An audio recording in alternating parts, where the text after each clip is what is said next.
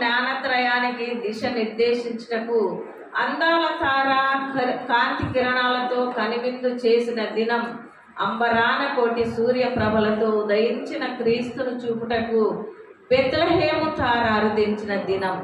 నక్షత్రం నవ్విన దినం, నిశిరాత్రిలో ప్రకృతి ప్రణమిల్లిన దినం, నీతి చిగురు భూమిపై మొలచిన దినం, ప్రభువు దివి నుండి భూమికి నింగి నేల నుండి నేలకు అరుదించిన దినం, పరమండల ప్రధాన దూత గబ్రియేలు దావీదు పట్టణమందు లోక రక్షకుడు దయించిన సువర్తమానం అందించిన దినం, ప్రకృతి అంతా తెలిమంచు పరదాలు కప్పి ప్రభువుకు వింజామరలు వీచిన దినం, మహోన్నతుడి మనుజుడిగా మారిన దినం, మరణాన్ని తన మరణంతో మరణింపజేసిన మృత్యుంజయుడు మనుజుడిగా మారిన దినం,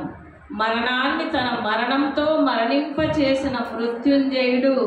మనుజుడిగా మారిన దినం, సర్వ మానవాళి యొక్క మరణ మృదంగం ఆపిన దినం, మానవత్వం దైవత్వం కలిసి పుట్టిన దినం,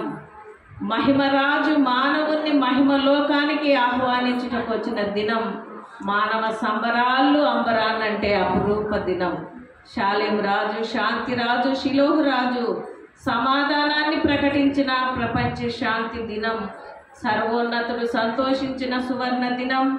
దేవుడు దీనుడై దిగి వచ్చిన దివ్య దినం, రక్షణ శృంగం రక్షణ తెచ్చిన రమ్య దినం, చరిత్రను సువర్ణాక్షరాలతో లిఖించే చిరంజీవ దినం, సర్వ సృష్టికి శాంతిని కాంతిని సమాధానాన్ని రక్షణను తెచ్చిన ఒకే ఒక్క సుదినం ఈ దినమే దేవాది దేవుడు రాజాదిరాజు ప్రభువుల ప్రభువు పుడమికి తెంచిన పుణ్యదినం, పర్వదినం, పండగ దినం, ధన్య దినం, క్రిస్మస్ దినం, రాజుల రాజు జన్మదినం, ఇదే క్రిస్మస్ చిహ్నం. కాబట్టి మనం క్రిస్మస్లో యేసయ్యను ఎంతగా